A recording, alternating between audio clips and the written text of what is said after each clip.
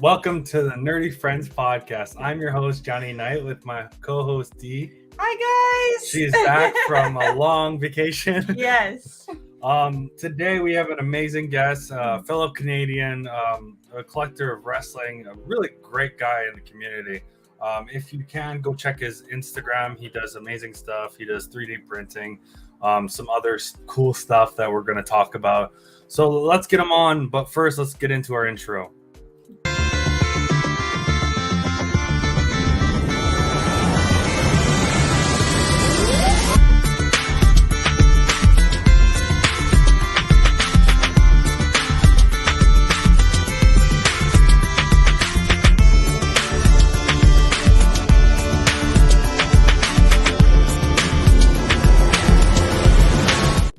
And we are back. That was fun. Yeah, it was. So, who do we have? Welcome. We have HT ORO. HT. How's it going, gang? Thank you so much for having me. That was a real cool intro. That was real catchy music. I love it. Thank it's you. New. Yeah, It's it's wonderful. impressive. It's brand new. I just worked on it the other week. Very impressive. Very impressive. Thank you. Let's say a hi to a few people in the chat. Okay. We have so- Christina Payne. Yep. We have Granny Joe. Hi, Christina. Hi, Granny Joe. We have Dragon. Welcome, Dragon. Welcome, FPP. Dragon. Bees popping. Bees. Yeah. Humble. Welcome. Humble. Hi bro. there, Humble. FPP. Welcome. Welcome, FPP. Oh wow. And Chris James T85. Yeah, welcome. Welcome, guys. Hello. Good to see you all. Honestly, it's been a while. Hey Simon Crook. Welcome. And Simon. Hi, Simon. Simon right now is taking care of the little one Yeah. while we do the podcast. Yes. He's a very good He's an guy. awesome guy. Behind the scenes MVP. All right, let's start with the questions. So we're gonna start with Instagram questions. How did you come up with your Instagram name? Right. So it started as an inside joke during just before the pandemic and even a bit during it. This office got kind of wrecked. So all of my stuff was in one office and it kind of just looked like a back room of a certain popular pop culture chain. So like a retail store. So like that was kind of just an inside joke, and the handles for all of those all follow like a similar handle. So it was kind of like, I am the retail store of this tiny little town that would never ever get a big retail chain. And I just thought it was a funny little gimmick. And I wanted to create a channel that was separate from like personal stuff, that was just completely dedicated to collectibles and kind of all the stuff that I'm into, that they would give me a different way to connect with folks. So that's how it was born. And then that's it was like years and years ago, that was like an inside joke that just snowballed and turned itself into like an actual thing when I was looking to name this channel and this brand and stuff like that. It was just the first thing that popped up. And so shout out to Dragonfly and Colin Power Photography for helping conceive of what is now HT ORO. Oh, okay, awesome. That's quite the story. I actually don't want that. Cool. Yeah, it's an acronym that can be hey there.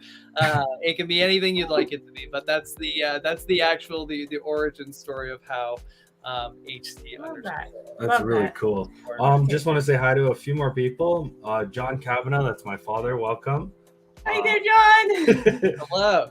Arcade Pop, welcome, my brother. Hope you're doing well. Arcade. Oh my God. It's been so long. Yeah, right. For me. So what made you want to create on Instagram? I was just a way to. I've always create just stuff for myself, and it was just a way to kind of connect with other people that had similar interests and hobbies, especially like collecting stuff. And Funko is really a big part of it too. So it was just a way to kind of specifically branch out and find like-minded people that are into the same kind of hobbies, and spend a little bit of time in creating some of the stuff in that space, because there's a lot of people in it and not a lot of people creating stuff. So I just thought, well, I might as well do it just as a hobby anyways, and then just kind of kept doing it. It was a good avenue to play around with photography and video editing, and just it's a very open-ended sandbox to play around with stuff. Do whatever, create really whatever good. comes to mind. Exactly. So it's like it's an infinity project that's super fun to just play around in, and yeah, that's Instagram kind of gives you that flexibility and freedom to Yeah. meet, interact with awesome like-minded people that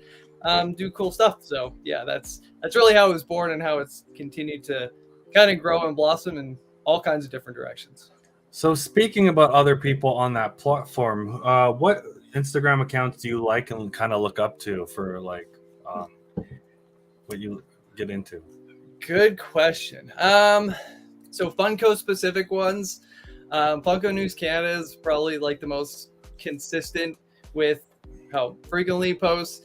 Funko Pop Plus, I love how he's branded himself on there, just FPP. It's like it's such an amazing like tag on stuff. So Landmark Collectibles was probably one of the first guys that he's out west, and one of the first guys that I started watching. G Boats as well.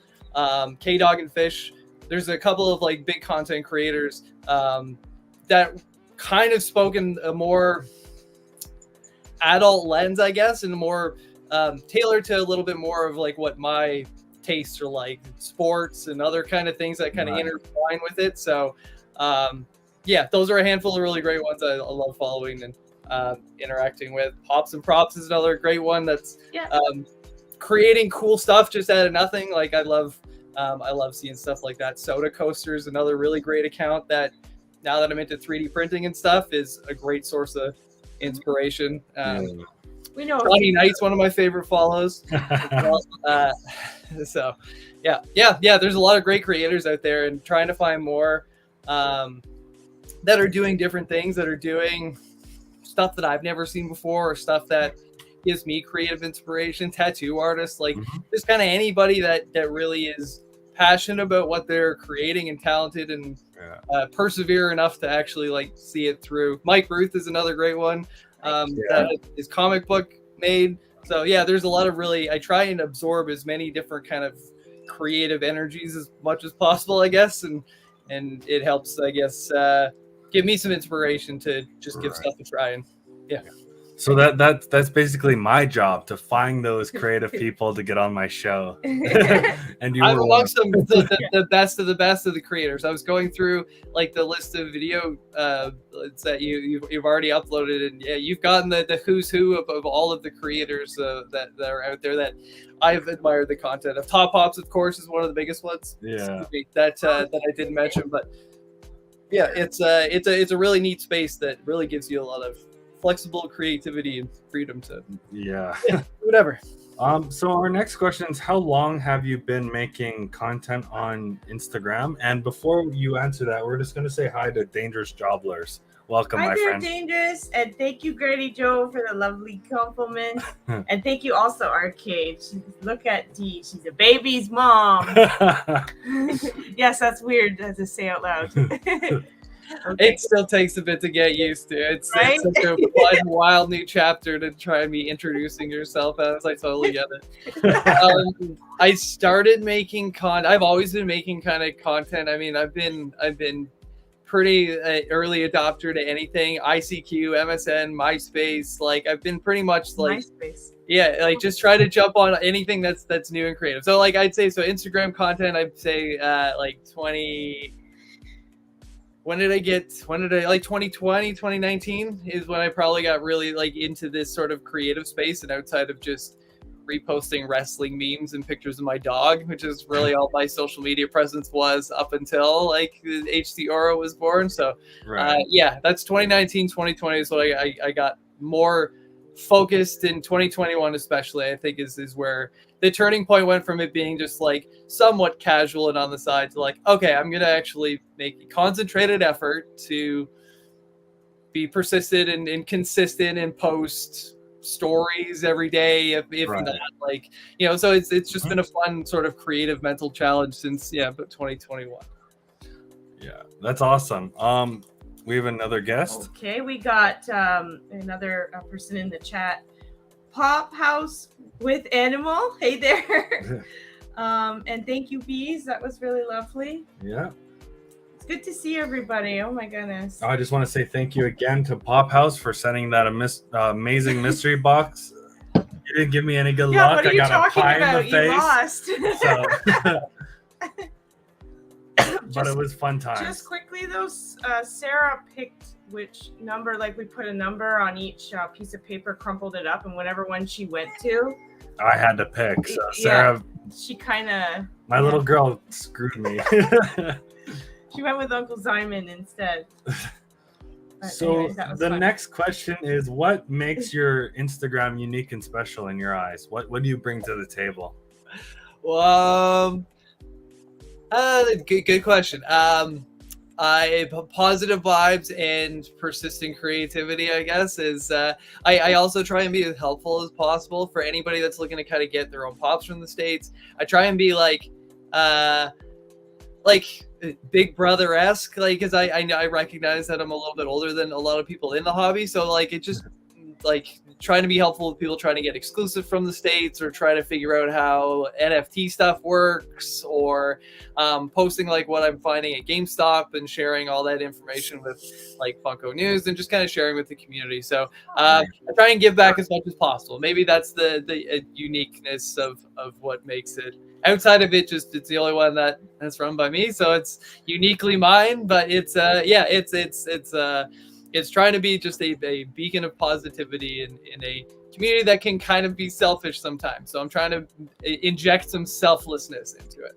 But that's amazing to hear. I was gonna just say, and the creativity, that's all you. So that's what I think you bring to the table, something that's completely your own, that's not anybody else but you. Thank you. Yeah, and that's, I think, an important part for creators to keep in mind too, is that like you're doing it for yourself and as an outlet for it. And it gave me a little bit more enjoyment instead of chasing after other stuff, which I find sometimes this hobby gets a little bit challenging to balance some of that like FOMO and need to have the next thing. And it's a nice way to kind of redirect some of that energy into something productive, something creative, something a lot more self-satisfying, gratifying, that will help you grow and stuff like that. So yeah, it's I appreciate the compliment. It's what I strive for, is try to just do creative stuff and try new things, and to show folks that had ever been curious about trying that stuff that it's not that scary. It's not easy, but it's also not that challenging or hard to just pick and stuff it's fun. and try. And it's so much fun. And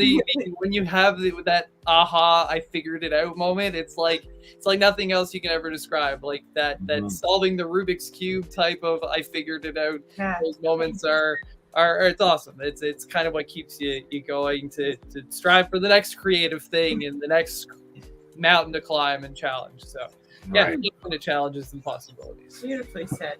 Okay. Thank you, John, Grandpa John. Thank you for the compliment too. Yeah. So next. All right, question. now we're moving out of Instagram questions and jumping right into Funko questions. So, what was your first Funko Pop ever collected? Oh man. Okay. It was long enough. It's one of a few. I think it's Stone Cold and The Rock. I'm pretty sure it's those two I got at Niagara Falls Comic-Con, and I want to say like 2016, 2017, something like that. Okay. That was the first time I'd passed them by enough times that I thought, okay, I'm gonna pick these up. I might as well. I've been tempted.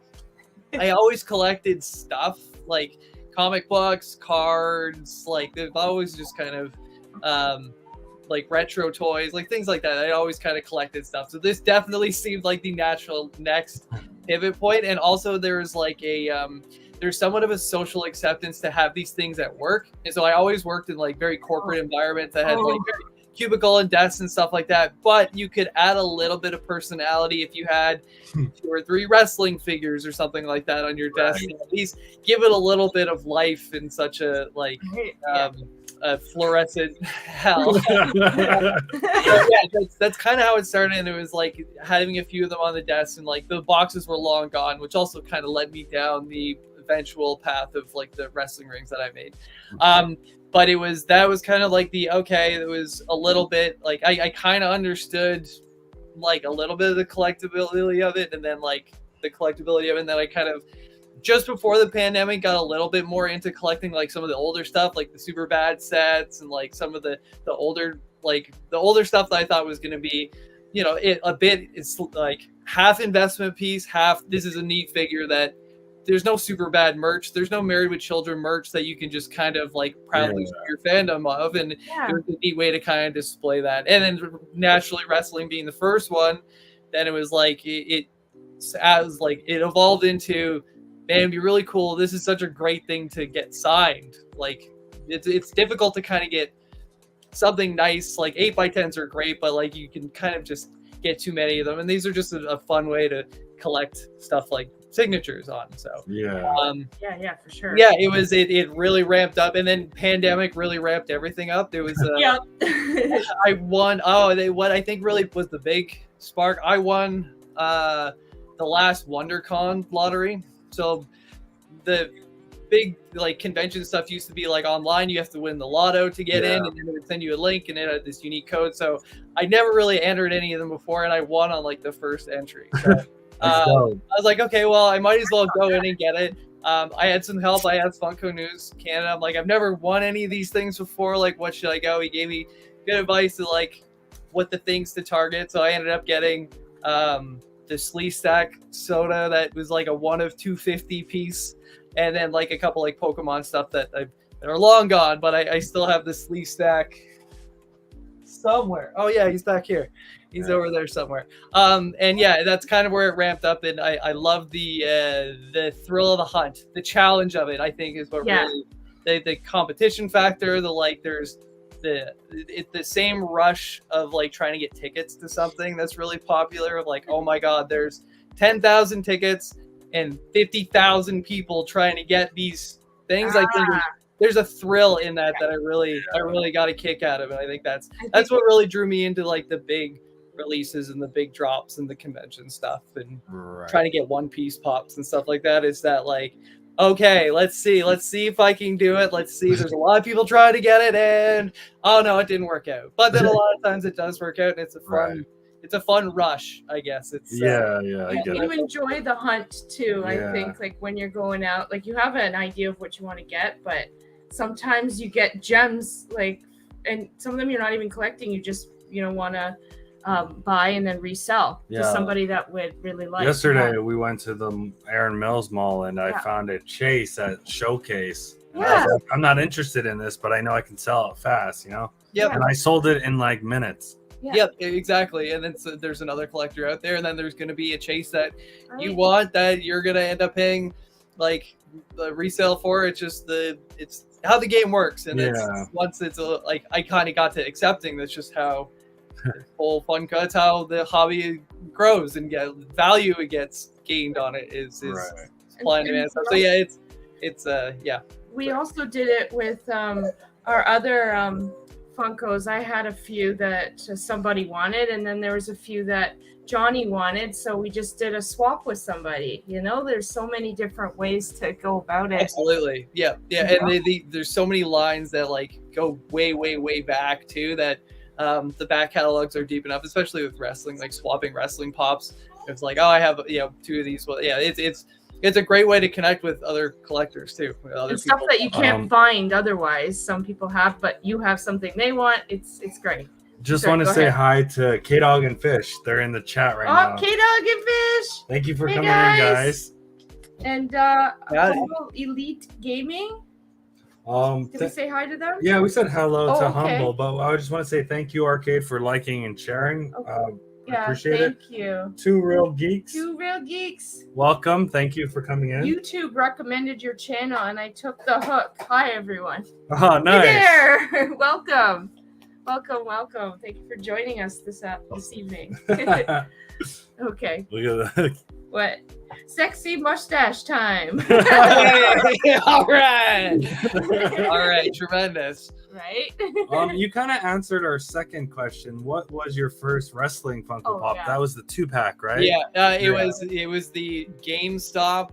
I don't even think it was the GameStop exclusive. I think it was just Stone Cold and The Rock, the individual ones, but they were like 08 or 09 like numbered. Those are the first wrestling pops that those are the first pops and first wrestling pops, and then natural, like, of course it was wrestling that was gonna hook me in. Of course it was. It always is. Yeah. How did you get into Funko collecting? Like, what pushed you? Did somebody tell you about it? Did you just see it in the store one day? What I happened? think it was the presence at Niagara Falls Comic Con, even in 2016, was like, there's a lot of booths selling this stuff. Like, I'm kind of curious of what is it that's taking up 1/5, 1/4 of this trade show floor space, and just looking around and shopping around. And my wife and I we're there for 3 days, so you kind of you're walking around the same trade show space over and over again. It just kind of, it was more of a curiosity thing, I think, more than anything else. And then it evolved into, oh, there's a lot of people that are into this, and they have a lot of licenses in a lot of areas that I didn't expect them to have. And that, like, oh, some of the stuff that I've picked up 2 years ago has doubled in value, or, oh, okay, so it feels like, oh, this might be like a infant stage of trading cards or infant stage of like comic books, where it's like, okay, if I get a couple of these, I still get a lot of enjoyment, because most of the stuff outside of the signed stuff, like most of it's out of box. Like I enjoy the figures, and that, like, oh, I never expected them to make a Towley figure. I never expected them to make Randy figures. Or it's like, it's kind of neat to have, and the price point is perfect. At, like, even back then it was like 10 or 15 bucks to get into it, is a great entry point for collectibles and collecting in general. And because if it isn't worth anything more than like the time and sentimental value, then that's $10 is a very small amount to pay for that much time and sentiment, I guess. Right. The States have it better, though. Way better. Oh yeah, they got good deals. Like Five Below looks like heaven. Like the amount of stuff that I bought at lucky out there. pre-sale at prices or full blast price in 13% Ontario moose syrup tax, versus like $4.95 US for basically the same stuff. So you gotta get.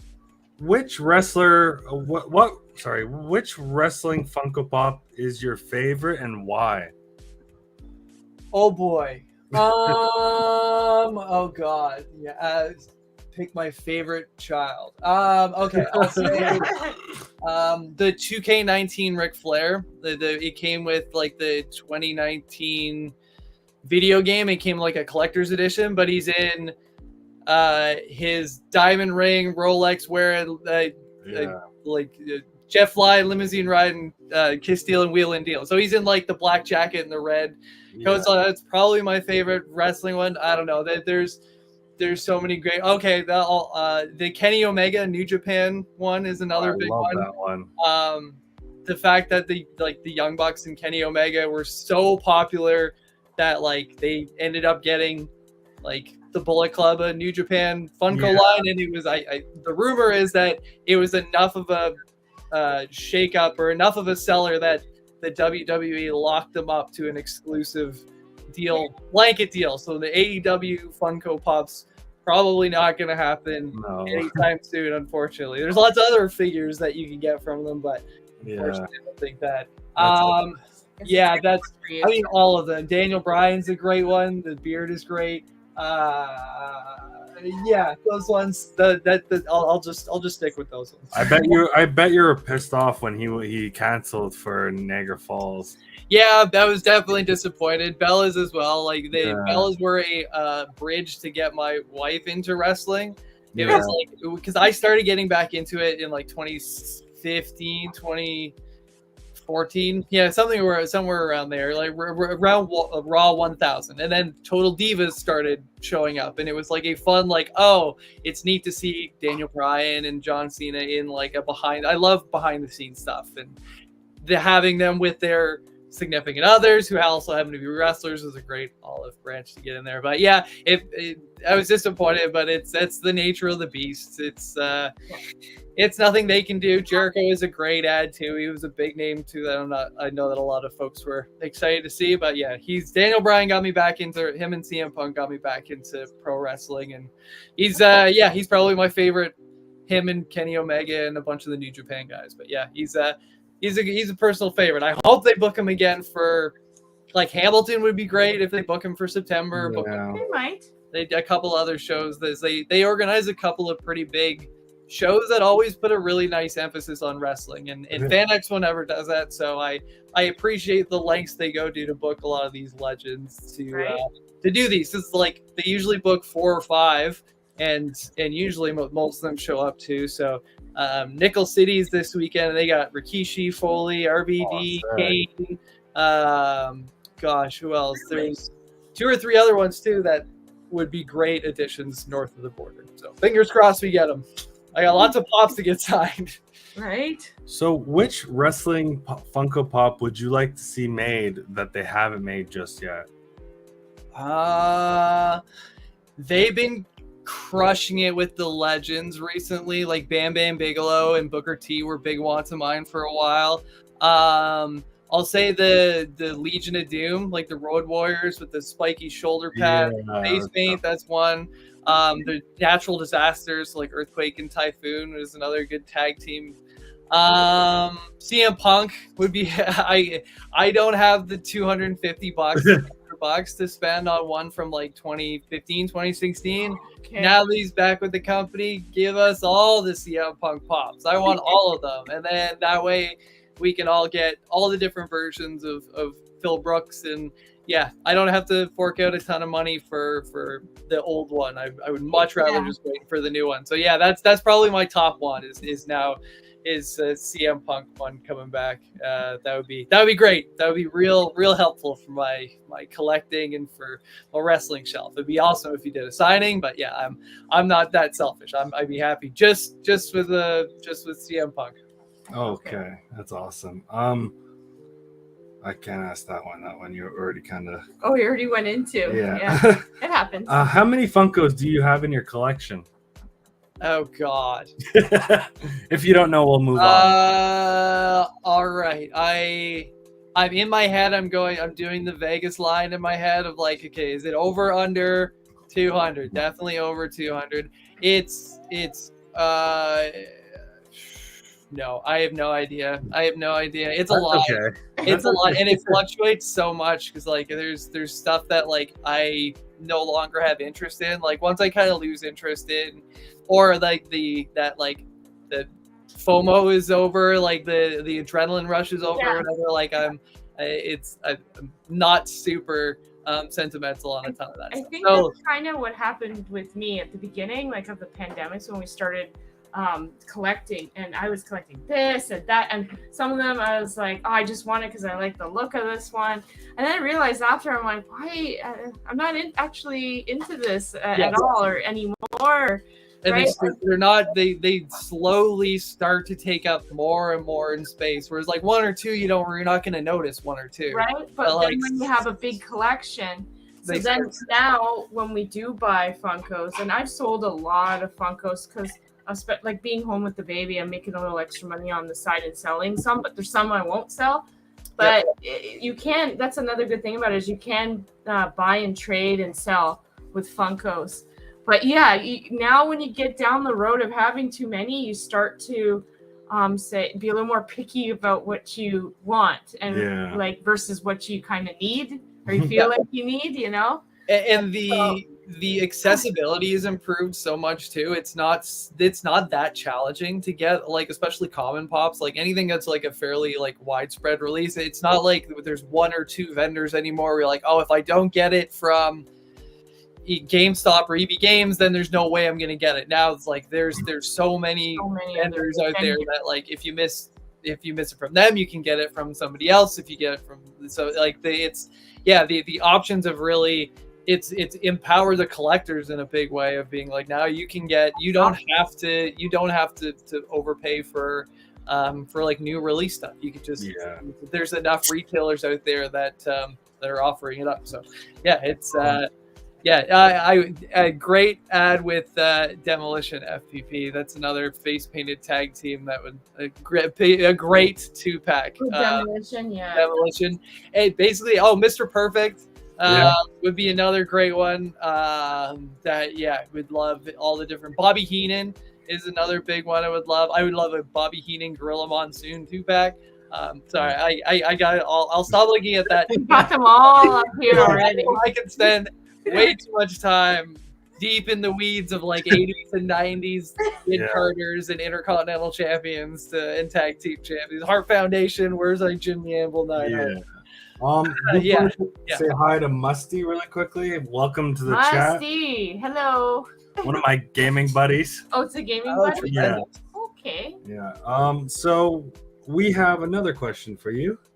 Is collecting a hobby or an addiction at this point?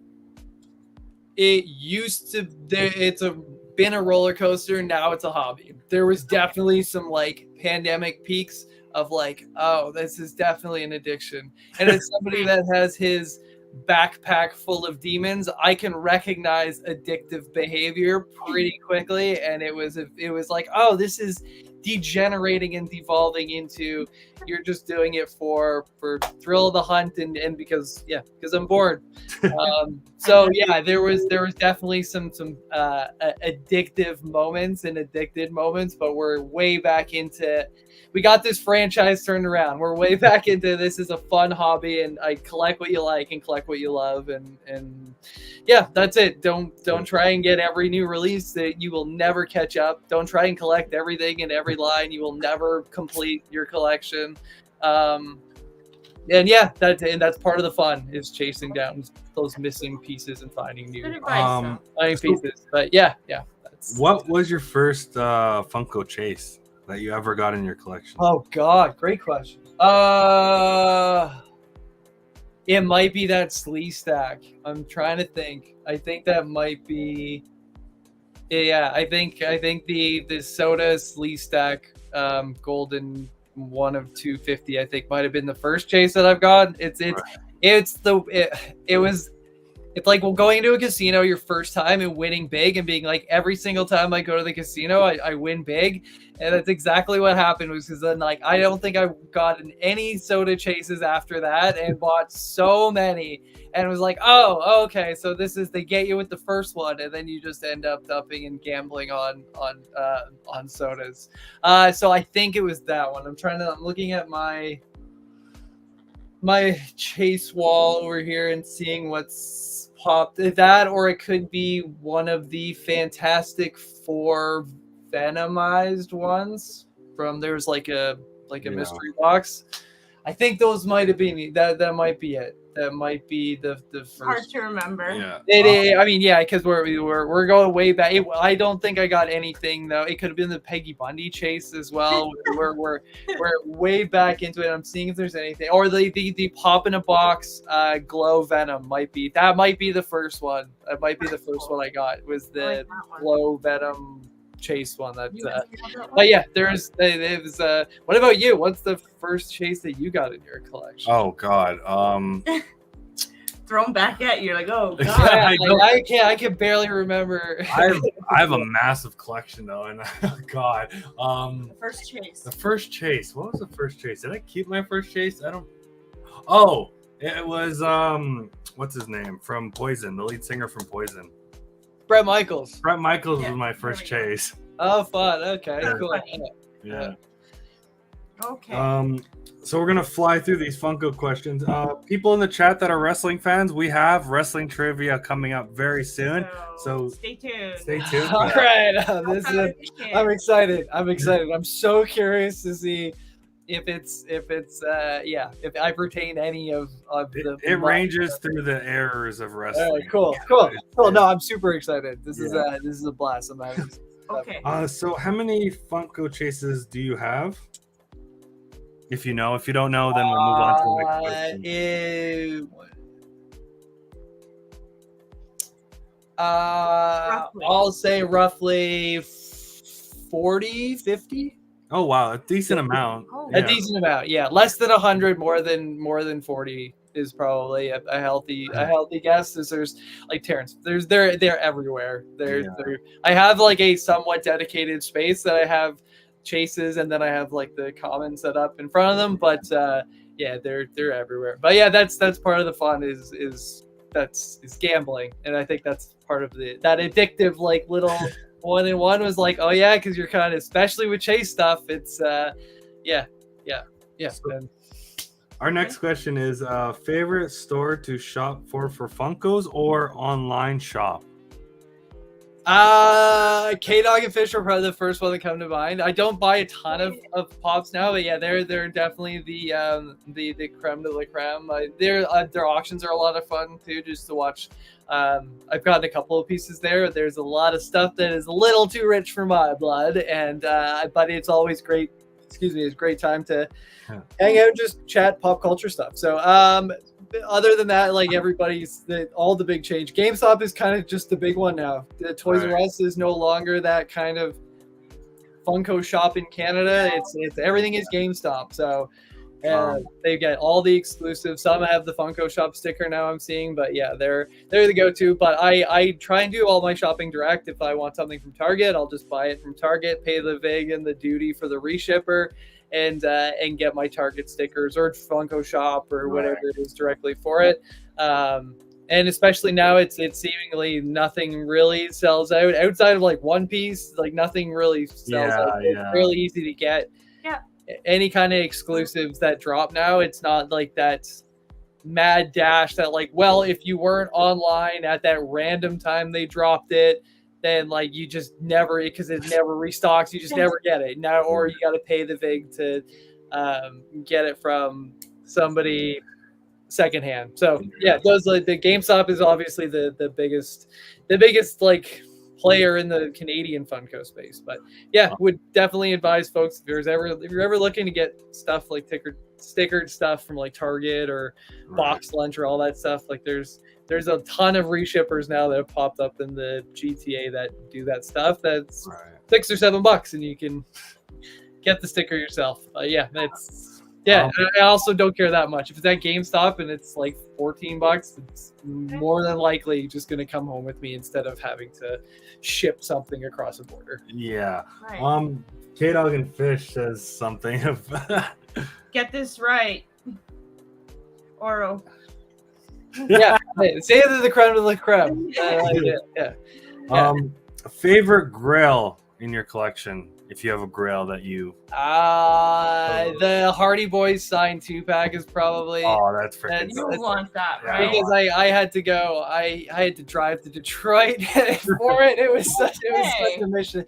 So one of the Hardys has a tougher time than the other one crossing the border on account of we know driving regulations. And anyway, so like he and his brother were doing WrestleCon, which is they kind of tours around and follows like the big wrestling events for the WWE. So like they had SummerSlam was in Detroit, so they set up a convention, all the legends. Oh, okay. So it was like, okay, it's similar idea to like the Nickel City Comic Con, where it's like there's a lot of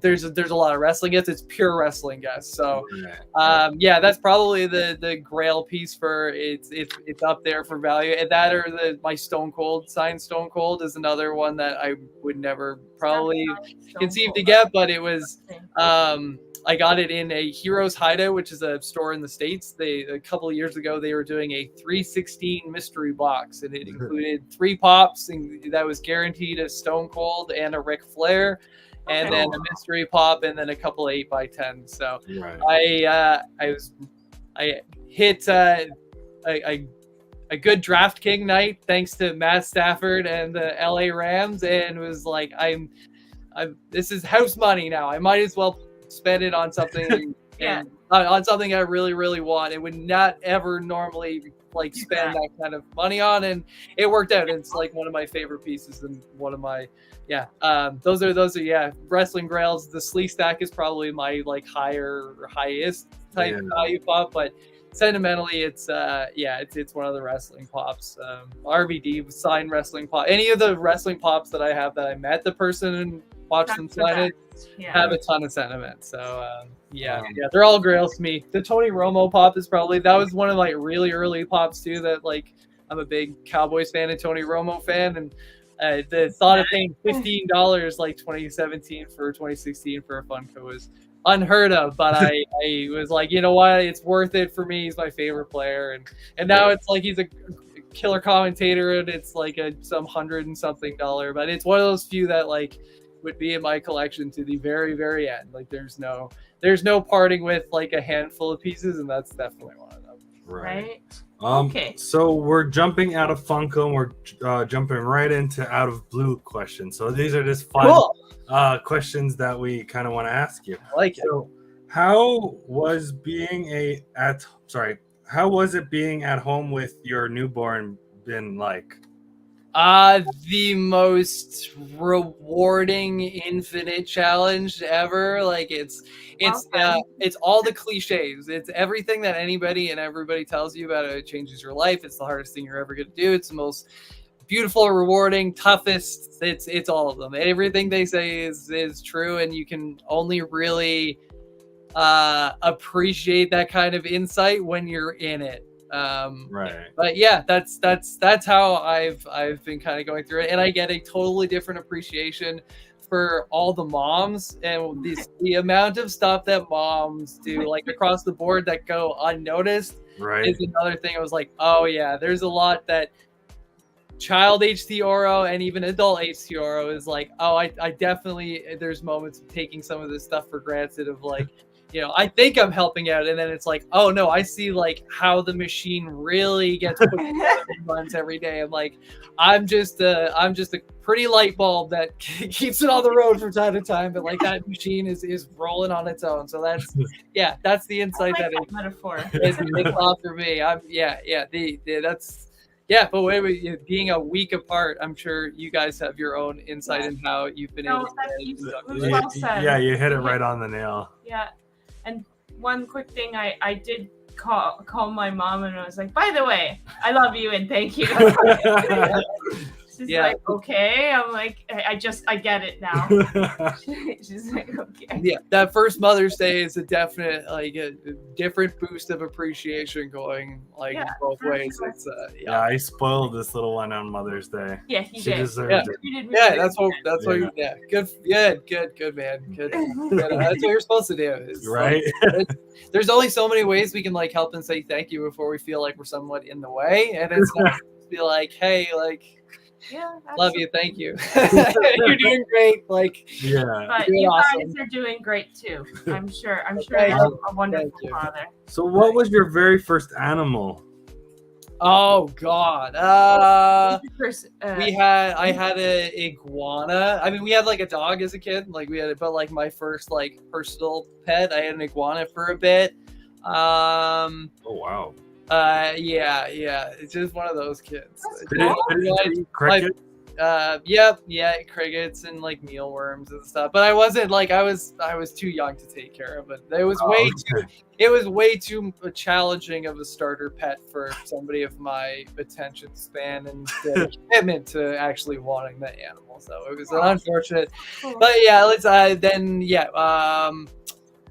like as an adult, we got a rabbit. Was the first animal that my wife and I got when we got this place. I went to a trade show, and I think it was Calgary, and I came back and it was like, hey, I found this rabbit. It's probably gonna live here now. And then I loved the thing. It turned into it had the run of the house. He was litter trained. He was great. Litter trained. Wow. That's Yeah. So he has the whole run of like a floor and like a futon and stuff, and then we got a dog and they got along as good as a dog and a rabbit are gonna get along, and so now we just got Romo. He's downstairs. He's great with the baby, which was a very big fear. Oh, that's good. Reassuring that like, okay, we're all in this, we're all the same team, right? Like, your new role in this is like you have to now adjust your expectations and manage. We were worried about our cat, but our cat just lies there and takes it from the baby. Oh, the baby wrestles with her, and she just kind of I'll take it. Perfect. She's a great trooper for that, considering some cats will give you a good swipe. If I do that to her, she'll swipe me. I would never, but you know what I mean? But with the baby, somehow she gets it. I think animals do generally understand somehow that they are, babies. They don't know any better. So that's wonderful. You can see your dog likes your baby. Okay. What is your favorite animal and why? A sloth. I Yeah. love a sloth. I didn't- It's like dogs. Like I love a good. The dog that's about as good as it gets for the animal kingdom, is having a nice, comfortable bed to sleep on. But like animal in the wild, yeah, sloth. Sloth is pretty great. Okay. Doesn't want to bother anybody. Just wants to hang out in his tree and Easy sleep going. and easy going. And if it Sleep wants and to eat. move, it will move. It can move fairly quick, I guess. Yeah. That's first one that popped up. My daughter's room is covered in sloth stuff, so that's probably a heavy Oh influence. no way. That's cool. So something you love about being a parent and something you do not like or dislike. Okay. I dislike the. Smelly I mean, diaper.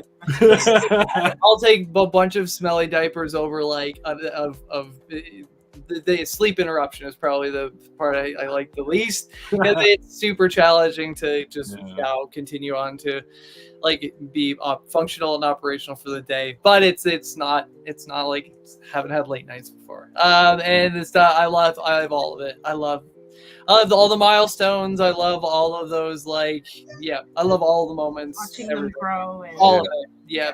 I love that we are in a technological state that I can take a million pictures and have all of these things.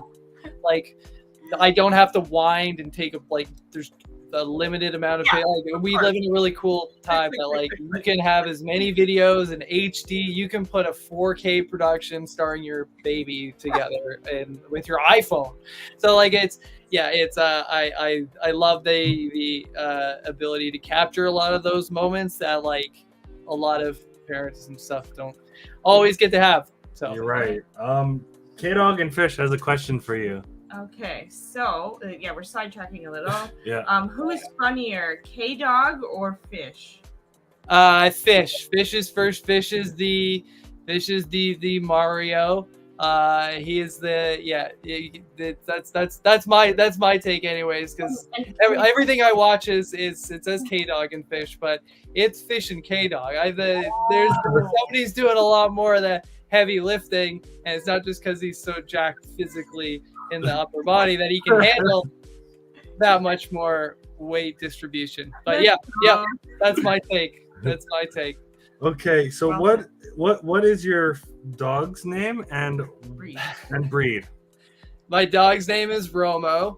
It's nickname. It may or no. It is named after the quarterback of the Dallas Cowboys, circa 20. Yeah, Tony Romo, who's also a broadcaster now for CBS. But his name is Romo. We're looking for 2-syllable names that are really that you can yell real quick and that you're not going to lose momentum after syllable 2. So it just worked out, and I guess I got it was a catchy enough name. So what is your favorite activity to do with your little one?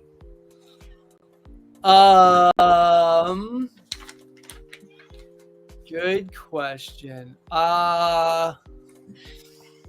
Nap. I really like those those kind of quiet moments where they get all snuggly and they get cute and those are probably my favorite. Those are the morning where if I'm up first and I go and I look into the room and I just see 2 eyes looking over the thing. It was oh, okay, this is fun. Yeah, those sort of those moments that I'm still getting used to of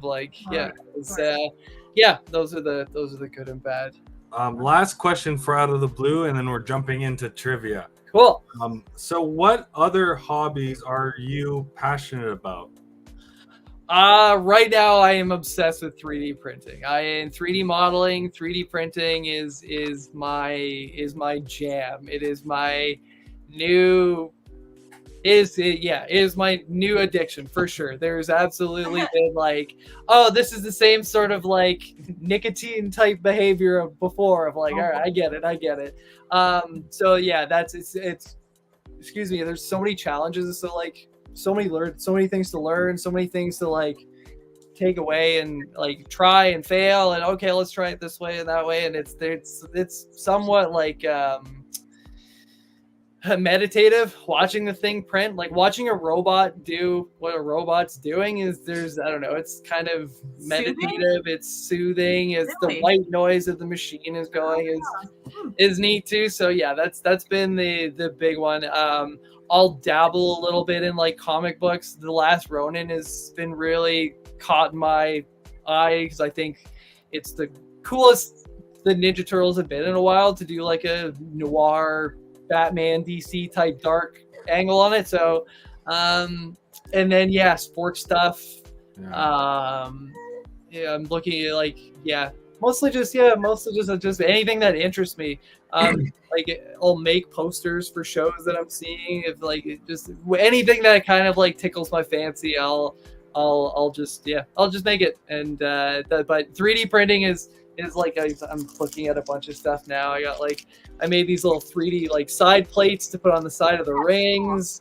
All kinds of cool stuff that I'm really grateful that I got a good printer, and it's been able to keep up with me and my my infinite questions and stuff that I'm throwing at it to try. So. Right.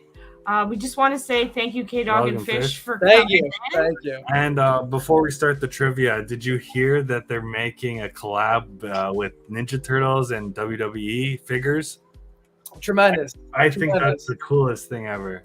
I've seen a few of them before. There was like Macho Man, Undertaker. There was a couple. They've done a line of them before that was like the mashup together. I try and stay away from action figures as much as possible because like it's again like I will go too deep in new hobbies and new directions and stuff, and like right. I got enough. Like I got enough stuff that keeps me busy.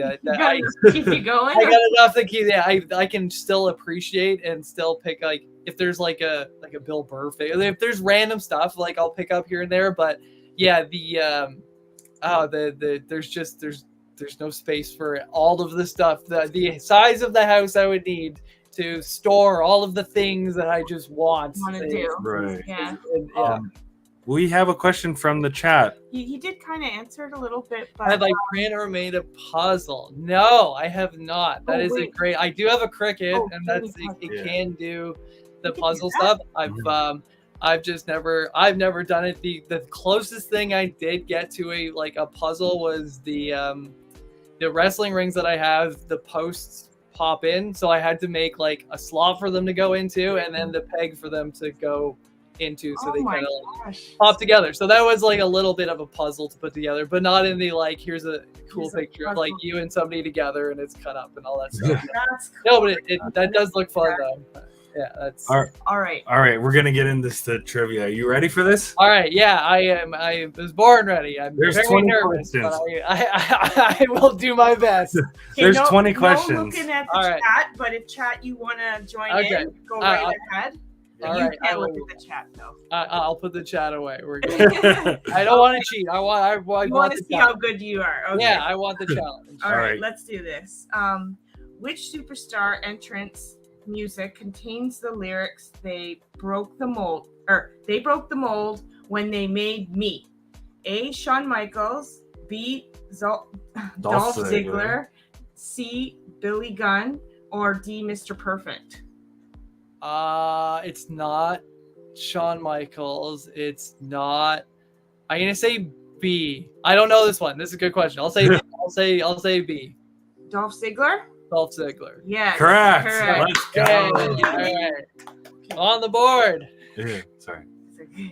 Okay, so we're on the board. That's good. Usually Simon would have a dinger, but yeah. right now, yeah, that's all right. That's all right. Okay, which of the following championships has John Cena never held? A. Intercontinental Championship. B. United States Championship. C. WWE Tag Team Championship. Or D. WWE World Tag Team Championship. I think it's the Intercontinental title. I think it's that one. I'm pretty sure he's won all the other ones. The tag ones, there might be a new tag that he hasn't won, but I think that was one of those fun. Well, you'd be right again. Yeah. Good job. Awesome. I knew the U.S. title he won because he got the custom spinner version of it. Oh, okay.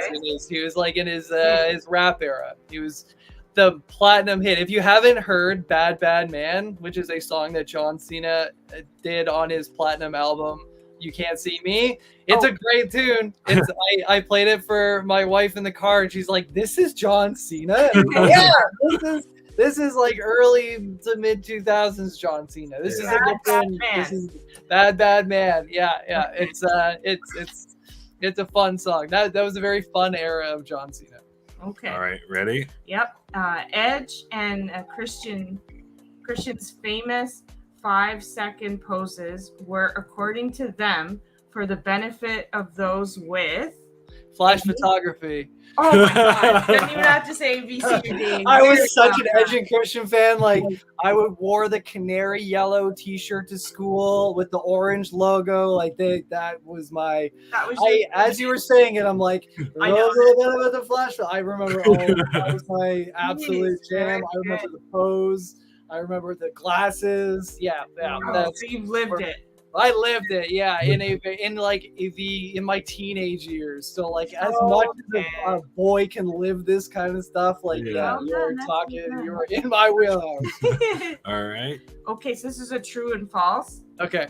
At 25 years, 1 month, 13 days old, Yokozuna became the youngest WWE World Heavyweight Champion.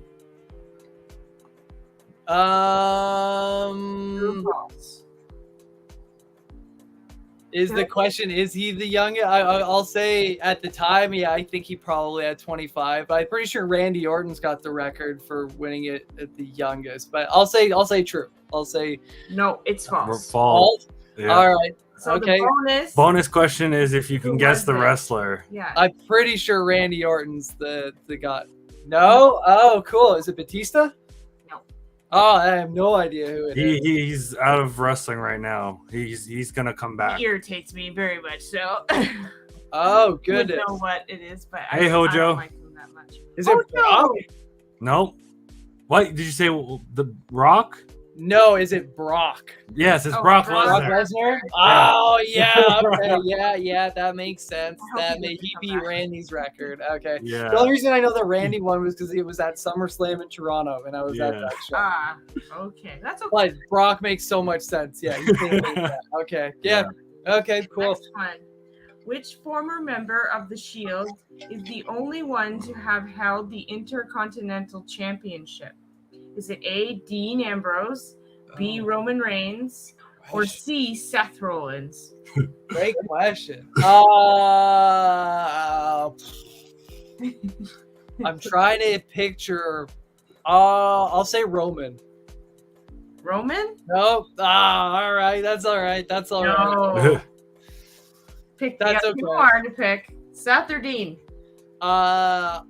Seth. I think Dean won the U.S. No. Oh my God. Okay. Yeah. My shield was taken away. Yeah. That's okay. All right. That's all right. Which superstar was the first to hold the Divas Championship in 2008? So we're going back. Is it A, Maurice, B, Melina, C, Michelle McCool, or D, Mickey James? Oh man. A couple of these I didn't know who they were because they're older. I'll say Mickey James. I have no idea. I'm completely guessing here. No. I'm not sure. If it was the new, I would have probably guessed Paige, I think, for the newer one. But I don't. No, we're in the dark times where I stopped watching around 08, 09, and then okay. 2011. So if there's Miz questions or Johnny Morrison era questions, I'll be completely winging it. But I've got a decent background on that. Okay. The shots are at least on that. So it was Michelle McCool. Oh, okay, cool. Mrs. Undertaker. Yeah. Mrs. Undertaker. Yeah. Oh, is that his wife? Yeah. She's the Okay, you're wrestler. gonna have to tell me this story later. Yeah. But I did not know that. I'm learning as I go along too. And I watch wrestling like She just got into wrestling like a few years. Oh, a few years cool. back. Very Yeah, cool. he got me I into got it. her I into love it. it. Nice. Love it. The Vice documentaries are really good. Like I just Are they? watched the WCW Who Killed WCW. It's a fun Yeah. it's a fun trip down memory lane to get to watch all the stuff that happened 10, 15, Right. 20 years ago. All right, here we go. Okay, All which right. superstar did Shawn Michaels not partner with to capture the WWE World Tag Team Championship? Is it A, Diesel, No. B, John Cena, C, Marty Jannetty, D, Triple H? Hopefully I'm not butchering these. These No, are you're really- doing great. Oh, you nailed it. Okay. I think it's B. I think it's John. Not John Cena. Nope. Nope. No. He got. I'm pretty sure he got one with Marty. Yes. I'm That's right. pretty sure he got one. Oh, I couldn't. No, Okay. you got it right. You got Marty. Marty Jannetty. I don't know who Jannetty that is, wasn't. but that was the answer. Oh, no kidding. They never won. No, eh? they never never- won. Oh no! I have it like Bernstein Bears. I have it in my brain that they totally won the tag titles. Okay, No. Never happened. very cool. That's a good trivia question. I definitely wouldn't. I had that one as like it has to be anything but. So well, that's Yeah. good. That's good Hey, trivia. quick draw, McGraw. Quick Yeah. draw. Hey, buddy. Look, D's back. Hey, not Simon. Okay. At WrestleMania XX, Goldberg defeated Brock Lesnar, with this superstar acting as a special guest referee. Was it A, Eddie Guerrero, B, Stone Cold Steve Austin, C, Kurt Angle, or D, The Rock? It's B. Stone Cold Steve Austin. Stone Cold That Steve one I know. Hey, all right. Back in the back in the game. back in the positive. Yeah, I had a rough little streak going Well on there. done. Yeah. Okay, which superstar said the following? I am not the biggest, I'm not the strongest, but I am damn sure the toughest. Is it Daniel Bryan, or A, Daniel Bryan, B, Dolph Ziggler, C, Jamie Noble, or D, Rey Mysterio? Oh, okay. I'll say D. I'll say Rey Mysterio. Okay, you got I caught thought up that on too. this I thought that too. I thought it's probably like Eddie's probably makes sense. Yeah. No. No, That threw me off. Just yeah. Because I'm like. It's Daniel Bryan. Daniel Bryan. Oh, Daniel Bryan. Yeah. Okay. Yeah. Why did it throw I you thought off? Rey Mysterio too. Hold on, why did it throw you off? You said Just because it was like he's Short? the smallest of those, and it's like it's not. I'm not. Yeah, it's not the what biggest- came to me That's too. Not the biggest guy, and it's like, no, that would make sense if he's fighting Batista or Goldberg or something like that. Like, yeah, you've got to kind of play into something for it to be believable that this Oh, guy. thank you, Quick Draw. Quick Draw said, I was going to say Simon was looking good tonight, but he always looks good. He Yeah. definitely does. But no, it's me tonight. Okay. WWE names I know. Yeah, Granny right? Joe. Okay, yeah, 'cause she knows the older They're wrestlers, school. yeah. Yeah, got you, Granny Joe. Okay, so again, another true or false. Chris Jericho holds the record for longest intercontinental title reign at 454 days. True or false? I would never keep track of this stuff. I love watching, but Has somebody broken it? Because that would have been. I'll say. So the question is true or false that he has the record? Yeah. holds the record Holds for the record. longest intercontinental. Sure, I'll say true. I'll say true. No. It's Oh man! Oh, the craps table was not that kind to me in these 50-50s, huh? The bonus. That's right. So The the bonus bonus- is who holds the record. Who holds Do you the think you record? might know Oh, that? it's Gunther. Oh, what am I? Yeah. No, it's not Gunther. Isn't he the reigning Intercontinental Champion, or wasn't Apparently that not. And this Okay. is on the WWE website. that This we is got the- yeah. answers and stuff. Okay. I totally I trust. don't know it. who this is, but it's Honky Tonk Man. Oh, okay, yeah. Because I thought Gunther beat Honky Tonk Man's record, but yeah, Honky Tonk Man was the Yeah? longest reigning Yeah. one in Okay. the for a while, and that was one of the big things. Was like that his record was finally being broken. But Okay. I think Sami Zayn has the Intercontinental Championship now, and he Yeah. ended Okay. Gunther's streak. So. Okay, moving on. The longest women's championship reign lasted an astounding 10,170 days and belongs to which WWE Hall of Famer? A. Alundra Blaze. B. Fabulous Moolah. C. Mae Young. Or D. Wendy Richter. Oh man. Sure. It's between two names. I think it might be Wendy Richter. It also could be Moolah. I'll say Wendy Richter. No. I mean, did I say I meant Fabulous Moolah? Yes, there you go. Yeah. That's what I meant to say. Yeah. I thought it was. I knew Alundra Blaze wasn't it, but yeah, it was.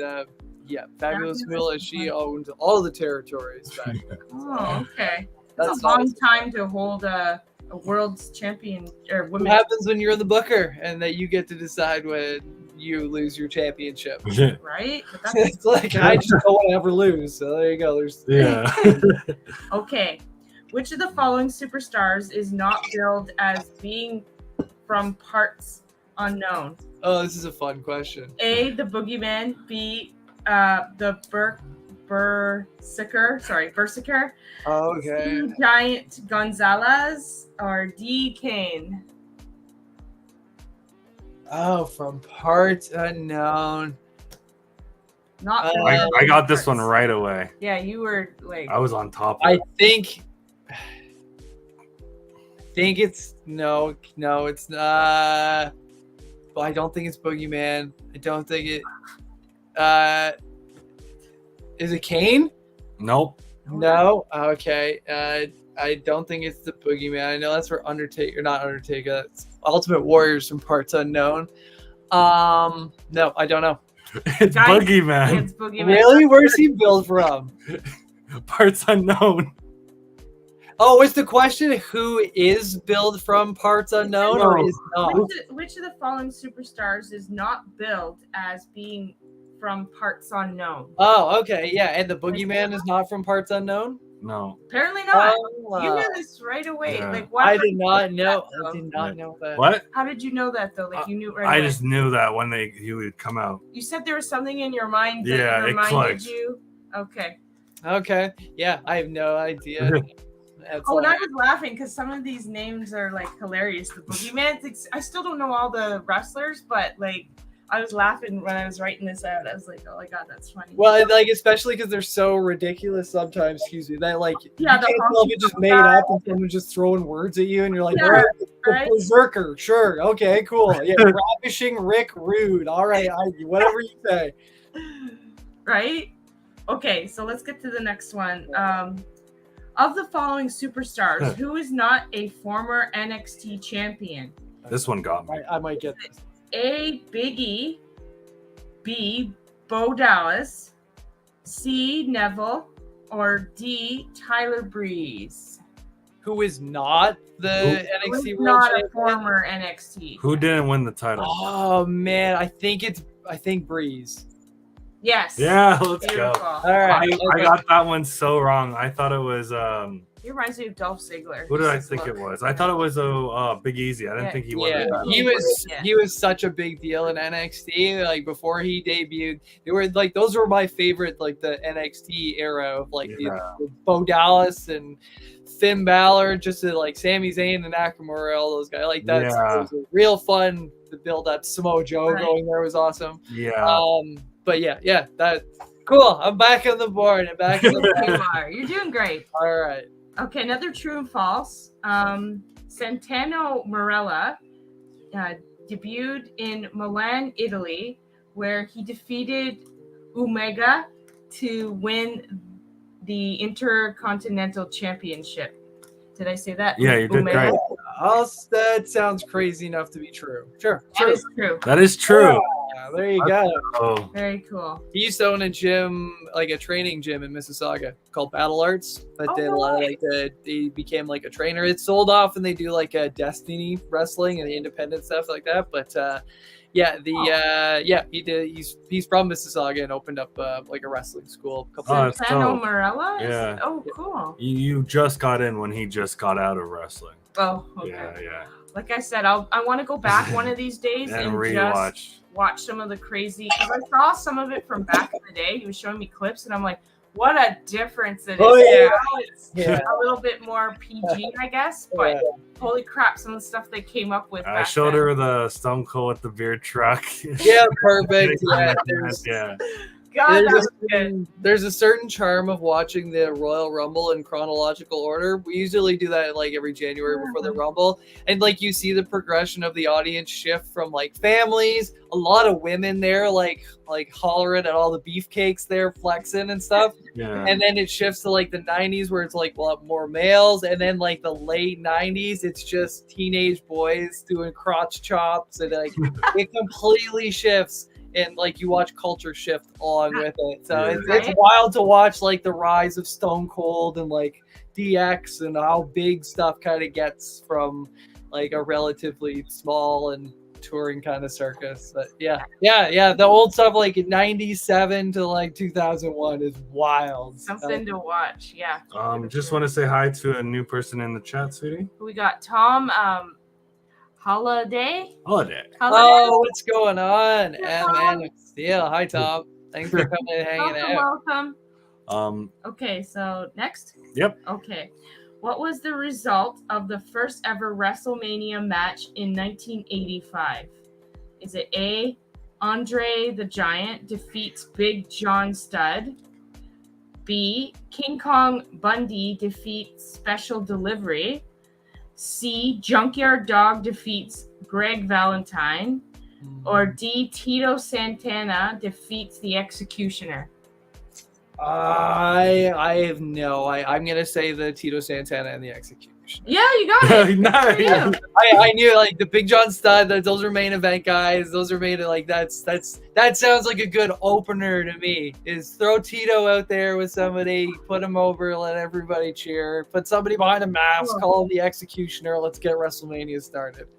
And again, I was laughing at these names too: King Kong Buddy, Junkyard Dog. Like apparently King Kong Bundy is who the Bundys from Married with Children are named after. Oh wow! Really? Yeah, the creator was a wrestling fan, and that like King Kong makes an appearance on 1 or 2 episodes. Yeah. Okay, we got a few more, 5 more. Complete the following sentence, and you'll probably get this, no problem. Okay. I'm the Miz, and I'm awesome. Yeah. Hey, there you go. It's one of my best buddies. His wife's favorite wrestlers. Here, these are the funny ones. Okay, so A, adequate. B, awesome. C, affluent. D, arrogant. That last one could definitely work for like some super rich stuck-up heel. Absolutely. Of how arrogant you are in everybody's face by just talking about how arrogant you are. Yeah, that would work. Awesome. Cool. All right. Okay, which superstar won the Money in the Bank ladder match in 2005? A, CM Punk, B, Edge, C, Kane, or D, Ron Van Dam? I think it's Rob Van Dam. I think that's the one that started his ECW rise. No, think again. I got this one right. No? Again, yeah. The first Money in 2005. I don't think it was CM Punk. I was still watching. Was it at WrestleMania? No, I don't know. I was super confident it was RVD, but oh no, he was 2006. That's what led to the one night stand stuff. Okay. Wow. Good memory.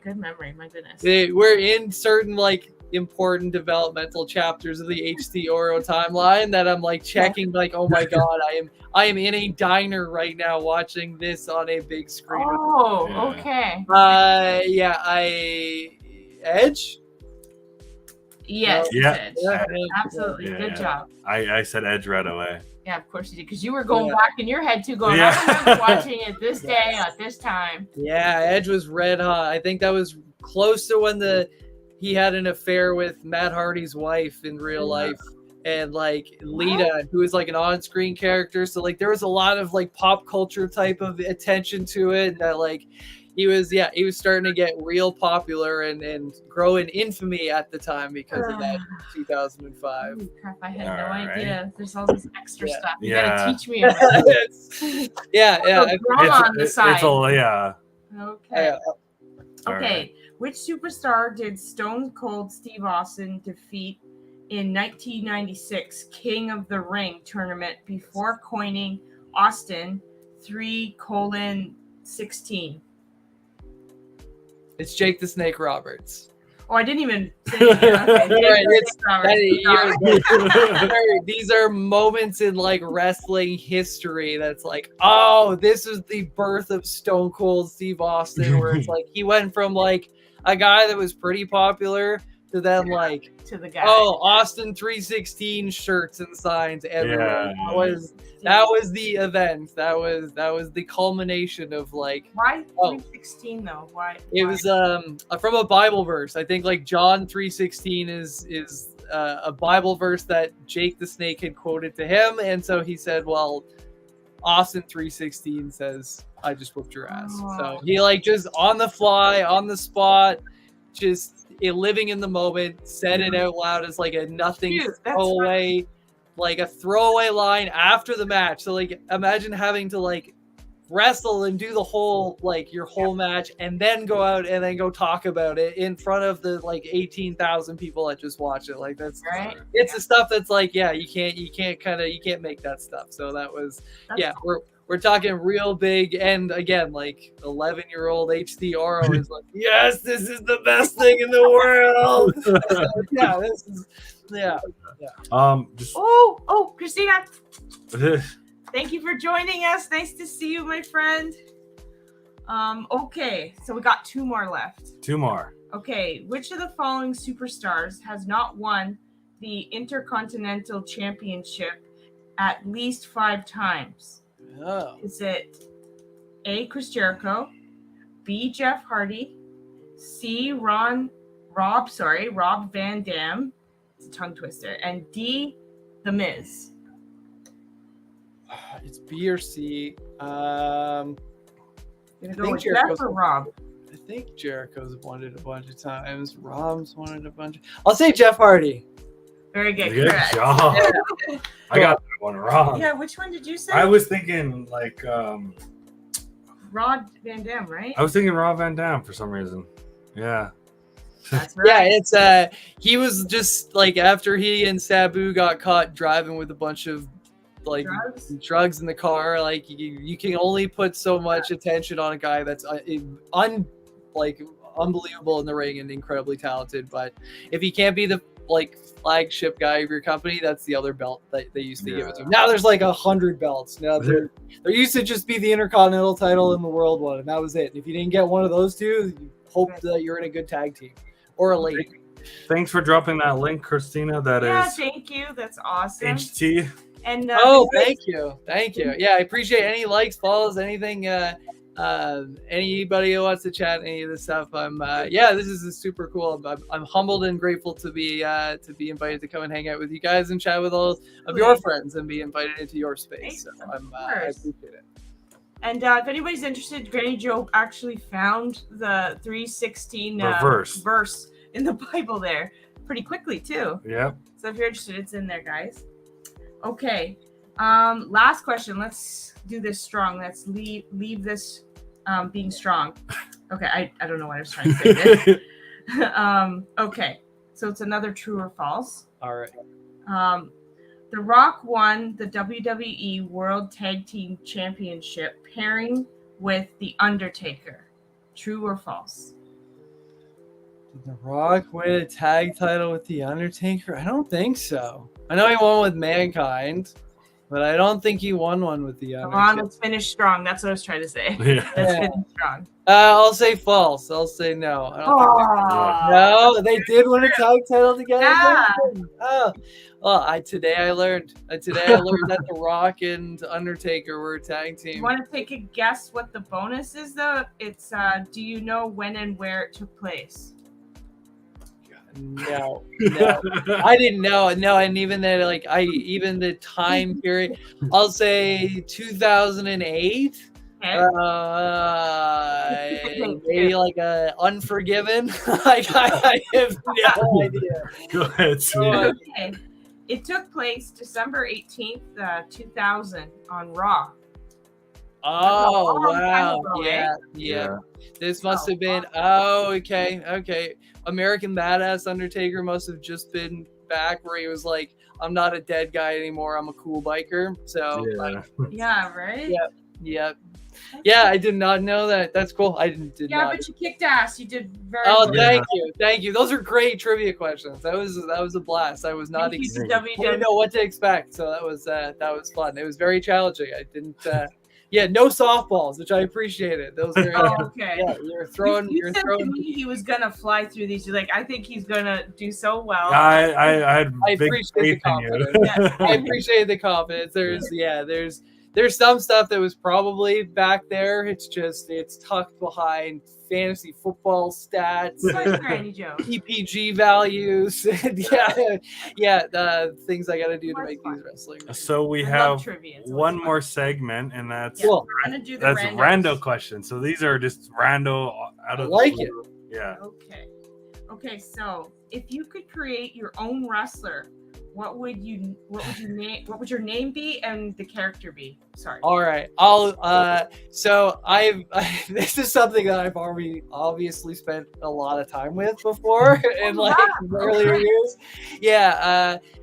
So my character when I was doing backyard wrestling stuff, which is exactly what you would think backyard wrestling is, it's just wrestling in somebody's backyard on a trampoline or on whatever and just putting on a show, was Junkyard James, who was the hardcore icon, and I would wear like a tank top and jean shorts. Junkyard James. That was my big gimmick back in the day. I have no idea where it came from, why. It's just one of those things that was like you're a scrapper. That was it, yeah. And I loved ECW, which is Extreme Championship Wrestling, which is like a rival for the WWF and WCW in like the late 90s, which was more extreme and like tables and chairs and like it's a little more punk rock and less polished, and it was like, this is cool. Like I love that this feels different and new and cool and like cutting edge and stuff. So that was always the stuff that I was flocking towards. So it was and I was deep into like my grunge era. So it was like I was into like Korn and like heavy metal and stuff. All right, now I'm into that like I'm 12 and this is deep type stuff. Yeah, I have no idea what I'm talking about, but I'm just trying to emulate what I see on TV. And I thought white tank tops and jean shorts was about as cool as you could possibly get as a wrestler. Throw some knee pads on and like you're cooking. You're cooking. Sure. Yeah. What would yours be? Oh, what would yours be? Johnny Anarchy. Right? I thought this through as well. Yeah. And I would have I have like a tattoo of a music note, but it's a star. And I was going to say that my move would be off the ropes and it would be the shooting star. Like, perfect. Down, you got your merch already planned out. If you got you just got to get your artist permission to get on board with it. You get your star logo on there. Tremendous. What about you, D? You can't get out of this question too. Shoot. Let's go with Rosie D would be my name. Here comes Rosie D. And I don't know what would be a cool move for me. I have no clue. D-Day. D-Day. I love that. D-Day. That was good. Right off the top. Yeah. That'd be really cool. I just use my cat's name right now. Rosie's her name. So Rosie D sounds kind of cool. I like it. But I would kind of have a look like something with I like Alexa Bliss for her dark era, whatever she's doing right now. Like she's she was pregnant and she had her child, so that's why she's been missing. But when she was with Bray Wyatt, she had that dark thing going on. And then what's her name? Paige. I really like Paige. Like a mix between the two of those girls, I think, and a little bit of glow in there as well. Because I love her glow style. Speaking about that, speaking about the when she was going through the Wyatt, what do you think about the Wyatt 6? I am so excited. Love it. Oh, okay. Just in case.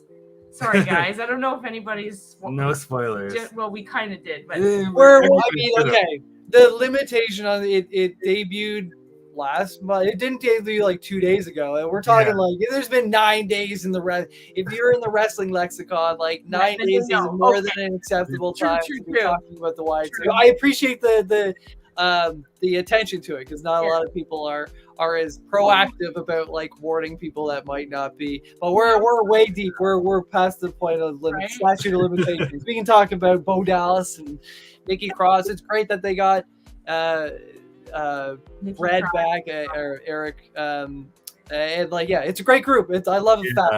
I love New Japan, and like New Japan, everybody there is like in a faction. That's just kind of gangs kind of just beef with each other, and I kind of like that. Oh, I can't wait for this team though. I was like pooping my pants watching that. Yeah, I had to wake her up. I woke her up and she was so excited. I fall asleep now so early. When the baby goes down, I'm like, well, get it. Sleep when the baby sleeps. Yeah, right. That happens during Monday Night Raw or Game 7 of the Stanley Cup Finals. Like, it will be there for me when I wake up, and I can open up Twitter and I can watch every single moment categorized, and everything is there waiting for me. I don't have to. It's not like it used to be, where if you didn't put your VCR tape in on time and tape it, like, it's gone forever. That's so sad. Everything is just it's easily accessible the next day. Yeah. So yeah, I'm so ecstatic about that new faction. What is it? 6? Yeah. The Wyatt 6. The Wyatt 6, yeah. And that's a nice tribute to Bray Wyatt, too. I think it's a little bit of a tribute to him. Hey, Tiny Ninja. Yeah, I think so too. Tiny Ninja. Sorry, what did you say? Yeah, I think so too. It's such a touchy subject that like it's fairly delicate, but I mean they're doing it as absolutely classy as you could possibly do it for a company that's doing it, and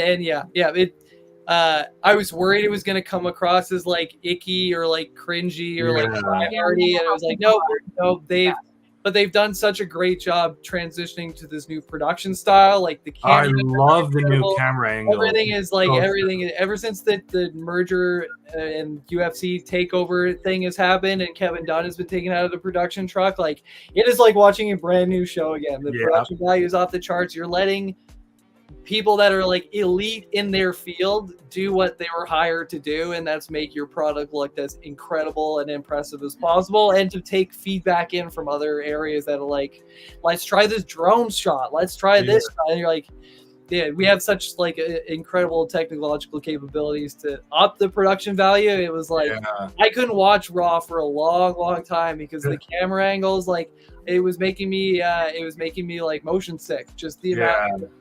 I don't need that many cuts in like a sports show. Like it's not like, just show me 3 camera angles and I'm good to go. Like I don't need to see zoom ins every punch. I'm enjoying the backstage interactions and great. That is beautiful. Let the camera run, show people a little bit behind the curtain too, because everybody loves seeing behind the scenes. Yeah, just a little behind the scenes. Yeah, love it.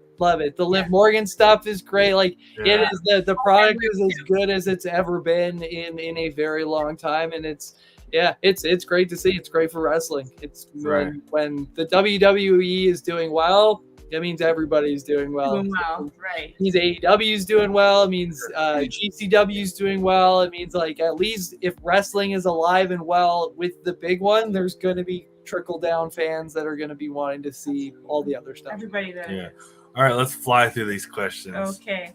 What is the last TV show you binge watched? The one I can say with confidence is The Wire, because it coincided with like the birth of our daughter. We needed a show that was going to keep us awake, and it's my favorite show like ever. It's my favorite. Like Wire? It's so good. It's so good. Yeah, it's about Baltimore, and like 1990, 2000, 2001 to like 2004, and it shows like the inner workings of like a major municipality, the crime, and it shows it from everybody's different perspective. It's an HBO show. It's 5 seasons long. It each season shows from a different perspective, but tells sort of like a continuing story. It's really good. I love it. It's like so many famous people got their start in it. Like Idris Elba is in it. Like there's a lot of famous people that kind of got their start in it. Anyways, that was the one I can say confidently we watched from episode 1 again all the way through the end of season 5, because it was like you needed something to stay awake and have your attention enough to like keep this baby alive and also like stay functional and awake and be somewhat alert. Wire. Yeah, The Wire. That was my favorite. We have a lot of like Always Sunny in Philadelphia. There's a lot of shows that we watch like on like our bedtime type shows. Strangers with Candy is a new one that we watch. It's not new, but it's like it's Stephen Colbert's like first show before like he wrote it with a comedian named Amy Sedaris. Turned it into a movie. Anyways, it's a really quirky, weird Comedy Central show from like the late 90s, 2000s. Okay, I'm down with that. Yeah, that one. But binge-wise, yeah, that's been it. We watching The Boys, watching that's Abbott Elementary, watching. What else were we watching? My wife finished Bridgerton. But yeah, no binging like for me in the last little bit. Baseball, I love summer baseball. That's like my favorite like old man. I've already been preparing for my dad phase of like easing into some evening baseball as I wind down for the night. Oh, that's awesome. All right. Next question. What about you guys? Sorry, I'm curious like what you guys have binged through too. I'm always looking for recommendations and new stuff to we've been really watching we finished Breaking Bad recently. Excellent binge show. We are watching Better Call Saul now, and we're really enjoying that. Yeah, awesome. It's hard to get binging though. We haven't been binging because like baby and timing. And, now you want to watch a show, but you're watching your baby. Like, and then I'm too tired at the end of the night to get that. But okay, so Call Saul. What else? Is there anything else that you can remember that we've been? There's so many shows that we have to catch up with. Yeah, there's what's that one we were just watching? Clock or Time with the girl from Orange is the New Black. Oh, Porcelain that new Doll? one. No, not that one. The new one that we're I forget the name of it. Shoot. Yeah. Yeah. There's a new one, and the red hair girl from Orange is the New Black plays in it. Nichols, if you remember who Nichols is. From Orange is the New Black. She's in it, and she's a great actress. She's amazing. If we could remember that show. But yeah, I recommend Russian Doll. That one's interesting. So it's like it's like where she like is stuck in a loop of dying and she can't get out of it, and then she tries in to purgatory of some sort. And she has to figure it out, and then she does, and then after she finds other people that are stuck too. They find another person that's stuck, and then the second season they kind of work together and go back in time. I'm not the biggest fan of the second season, but the first season is amazing. Okay. Is it The Leftovers? No. That was my best guess. Okay.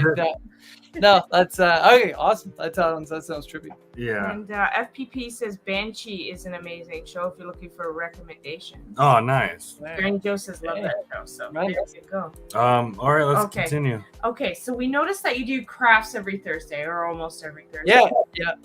What has been your favorite craft? Oh gosh. The most rewarding one's probably been the wrestling ring. The first finally seeing that put together. Yeah. This tumbler was one of the first things I put together, like with my cricket, and I took it to like all kinds of places. What has been I'm looking around to see if there's anything that stands out here. Maybe my. That one's good. Yeah. Oh, here. This is what kind of inspired the rest. Bria? Okay. Yeah. It's like I made these custom Funko boxes. Out of the like little wrestling ring ropes and Oh, stuff. that's sick. Oh, that's interesting. And like they have like little custom phrasing and stuff on it, and like little like actual pictures on the back. So Yeah. this was like the first thing I was like, okay, this is like I don't have the box for this anymore, but I don't like how when a figure loses its box, it is inherently like loses all its value because like there's still stuff. I have a bunch of old wrestling pops that I don't care enough to rebuy the boxes for it, but it'd be nice to be able to display them kind of nicely. Right? Yeah. This is probably one. Yeah, that's one of my favorites. I got a ton of just random like drawings and sketches, but the wrestling ring, to see it evolve from like paper to that to then here. Thank you, Christina. Something like this, where it's like, oh, it's like the actual. Yeah, that's so pretty- sick. It's pretty cool to see the evolution of where the idea came from and kind of where it is now. So That's so sick. Um, All right. but, Okay, I just want to say, love you too, Christina. Miss you too. I'm glad to see that you're in the chat. And she also says, "Oh yeah, hi Johnny." Yeah, thanks. I'm a second thought. Aw, no, that's not true. We're a package deal. Yeah.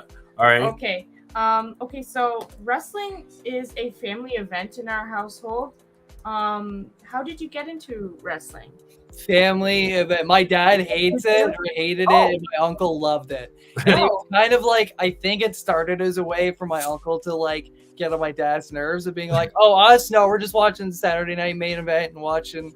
They used to go to like Maple Leaf Gardens and see like Ric Flair and Andre the Giant and stuff when they were all touring promotions. So I used to watch it with him, and then that evolved into not really watching it all that much. And then in about like 1996, when like WCW started and like wrestling started becoming more and more popular, I was also like 10, 11 at the time. So I'm also starting to get older. It was kind of like the perfect blend of like, here is a pretty cool thing that you're already sort of familiar with, that you have some like fun familiarity with, and that it's a nice bonding thing for my uncle and I to have talked about, and then evolved into just loving it as a kid and loving it as and Adult. as an adult, and it led me to my first marketing job. I won a national scholarship and a job with WWE Canada over the summer. So it was like my first like blend of like, I love doing this kind of like communications and marketing and this stuff, and I love wrestling, and it was a really cool experience. Like, it's as cool as you could imagine it to be, and it was rewarding to be like, I never in a million years would have thought it. And it was a great thing for my uncle to rub in my dad's face to be like, hey, that wrestling stuff that isn't ever gonna lead anywhere, or it's a bunch of nonsense and just silly stories and stuff like that. It ended up coming around into a pretty fun type of happy ending, or I told you so moment to show that off. So it was a blast, and it's always been somewhat around, and then I on and off will watch it from like 2007 to like the mid 2000s again, and got back into it. Right. That's what I want to do, just to go back and see some of the cool moments that I clearly missed. And I'm like, these are hilarious names. And anyway, right. Okay, so you've seen some of the recent videos they've done, Simon and Johnny. You With have the pranks? like with the pranks. Oh yeah. You guys go like, especially with your mystery box prank. You guys play with high stakes. You guys aren't here playing for nickels and dimes. You guys play for real high stakes. I love it. Okay, so what is the worst punishment you can think of for Johnny and Simon for their mystery box battles? Oh God. What's a good one? Because we're asking all the time, but we'd like to hear what you think. Oh God, what would be a fun one? I'm trying to think of one that's like fairly low cost and like fairly high embarrassment. Like going out and watching like a recreational sport of a kid that you don't have, like going out and watching like a kid's soccer game and like having to watch the whole thing but not have a kid on the team seems absolutely hilarious to just be like, no. Well, that's like such a time commitment, and I also don't want anybody get called or charged. Could you imagine the police are like, sir, what are you doing? I can't break to be here. Yeah. No, That would be a good one though. embarrassing. Yeah, let me marinate on that one. That's Okay. good. I didn't expect that. Did not expect Okay. I didn't expect it, but While you're let me marinating- give it some thought. I'll see if I can Yeah. pop something up by the end. Okay, so while you're marinating on that, name one challenge that's on your bucket list. Oh, I've always wanted to go to Japan, and I would love to go to the Tokyo Dome and see wrestling there. Would be super cool. So New Japan has their kind of like WrestleMania. It happens in January, where it's like all their big stars come together, and it's a really big deal, and it's presented like a sport. It's very like respectful. The audience is totally different, so that would be pretty cool. Jay's spring training has always been on my bucket list. Going down to Dunedin for a week and going to see the Blue Jays and training and hanging out there has been on my bucket list for a long. That Star Wars place at Disney looks pretty rad. Yeah, I don't know if I'll get there. And the Nintendo World looks awesome. Yeah, there's a ton of cool stuff in there. We have a daughter, so I'm sure one of these will. Yes. Yeah. Yeah. I'm wondering the same thing with you of like where that is actually one of the questions I had down is like what's your dream vacation spot, or if you could go anywhere in the world or travel anywhere you wanted to be, like what you take that away because I know what you're gonna say. Oh yeah, what am I gonna say? It is Disney. How'd you know? I know you. I didn't know. We had one of the people on our podcast before, and they said there's one in California, and then there's one in Florida. And now I'm not sure which one would be a better like adventure. Florida is probably where I would like. I don't know. That's complete unbiased, but I think Florida's like the big, a better. I think that's the bigger Disney. I think. Oh, okay. Well, I want to go to the biggest one. Yeah, I think so. I don't know which one has the Star Wars in it. I think they both do, but that might. They probably both do. But yeah. But at least you have now. You get to pick which ocean that you want to go. Hang but out I wouldn't want to go until she's old enough to remember. To understand. Yep. And remember. Same. Okay. Yeah. No sense in going that early. Okay. Am I jumping in? No, not. Not yet. Oh wait. Okay. So, did you reminisce? Did you? Or it would be interesting to see, like, I don't know if you ever like you do convention. It would be interesting to get something signed by somebody you have no idea, like have, I don't know, a picture signed by somebody that they don't want to sign. I'm just trying to think of fun ways to embarrass you in public. Oh, no. That's not going to hurt or interfere with anybody's like physical space or fun. So when they get something signed, your name is something like really weird. Yeah, that would be, something like that. Like my name's like Johnny Farts or something like Johnny that. Farts, yeah. Yeah. Or like I'm trying to or like you have to do like a like non-stop Twitch stream. Like you have to game something for like a set of like 8 hours or something like that. I don't know. I'm trying to for me. That would be a pleasure for John. Yeah. Okay. People are like, I'm allowed to play D. Yeah. Then it's like a game that you hate or a game that you don't want to play, or like the Peppa Pig game or something like that, where like you have to spend 12 hours streaming a game that like you don't want to play. Some way to make it fun. Yeah. He's naturally a gamer and he would figure it out. But yeah, that's kind of interesting too. Nothing painful yet. So no, I know that's. Sorry. I mean, those are I figured the gamut of like pie in the face and like nut shots. Like that's probably been. We're at the 80th episode. Like that's probably already been done. I'm trying to think of like different stuff that have not been done yet. Not really. Oh man, the chess has been done. That's infinite. I mean, you can do all kinds of those. Like it's gonna be hard to level up. That's what I'm saying. Guys in the chat, everybody, really put your thinking caps on. Yeah, FPP's got creative. The Kenny versus Spenny one, eat dog food, like wet dog food. But the Kenny versus Spenny punishments are a great resource to get in and be like, this would be. Yeah, that's great. Yeah, great pull. Yeah, there's a couple of those brutal that are way more out there than I could ever think of. We're not going to do Jackass or anything like that because I think totally get that. It's crazy. Yeah, you don't need CTE thank you. holes or anything like that. Thank you. So FPP. we have 3 more questions for you. Yes. Cool. Biggest fear. Drowning, I guess. Yeah, that's probably the ocean. I'm good with swimming, but the ocean is probably my biggest fear. Yeah, I don't go into the shark's house. They don't come into mine. Ew. Yeah, that's it. Yeah, that's. I don't know. I'm not that. Yeah, I'm not afraid of public speaking. I'm not afraid of spiders or creepy crawlies or snakes or anything like that. But yeah, open, infinite water. Yeah, sharks. That Yeah. kind of that's stuff. scary. Yeah, for sure.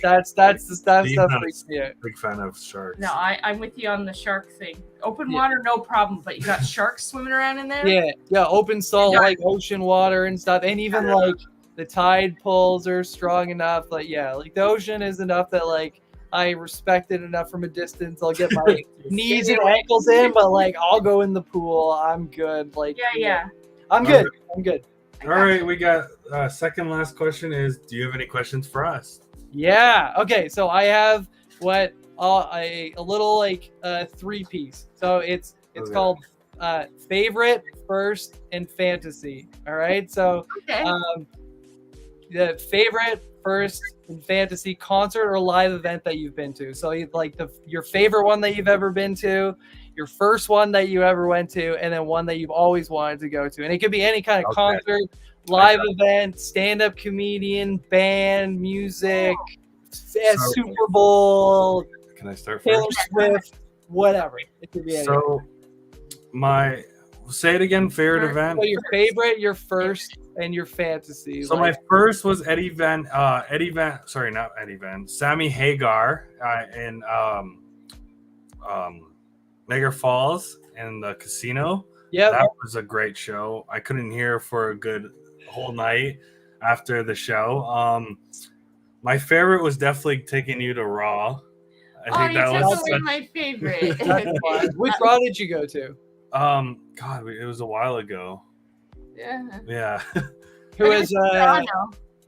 was he like? Who was like? Do you remember like the main event? Do you remember with like? I don't remember. there? It's so long ago. I really don't remember.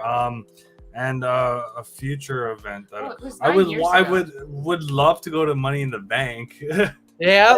Yeah. All you need is the tickets are available. All you need is like $400 to $800 to Right. just have to throw on a ticket for a random Saturday night out to watch some wrestling. It's just $1,000 to go and watch some wrestling. Right. Yeah. Prices are crazy today. It's like Yeah. You're No, it's too rich for my blood. I will shell out stupid money for the Royal Rumble if it comes to Toronto, but that's it. No Money in the Bank, no Raw, no SmackDown, no house shows.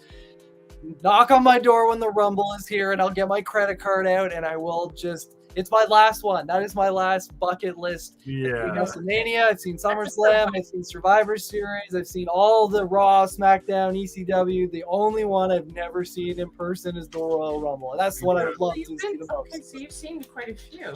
Yeah, that was a hobby of mine when we were kids and in high school. We used to. Somebody that we knew had tickets, basically like season tickets to wrestling, so we would get the same seats for every like house show, everything like that. It was like the 7th or 8th row, close to where the aisle is, where the wrestlers came out. I found my old pictures from like that I will eventually upload because there's some really trippy stuff to see in like 1999, 2000. But yeah, we saw all the Raw, SmackDown. That's kind of what we did in high school. Was we would go to the wrestling show and talk about it and get excited about it. Wait in line to buy tickets and do all that really big fan stuff. Go to the autograph sessions and we're just embrace the fandom that was just really into it. But the Royal Rumble's the one that I hope folks have a blast at Money in the Bank and the product's the funnest it ever been. But I paid like $49 to go see GCW on the Friday before, and I will be sufficiently sport entertained for the weekend. So I'm good. I'm good. Are you gonna go up just to try to get autographs? Maybe like when they. I'm gonna keep an eye on like there might be some appearances. I'm hoping maybe like they turn Real Sports or something the brand shop into maybe an experience or something like that. But hope so too. Yeah, that'd be great. Toys R Us, like there's a lot that are, but at the same time, I don't know if I have the patience or energy to do those free signings anymore. I'm at the point where I'd kind of rather pay a little bit and not have to wait 4 hours outside of a Toys R Us in Etobicoke.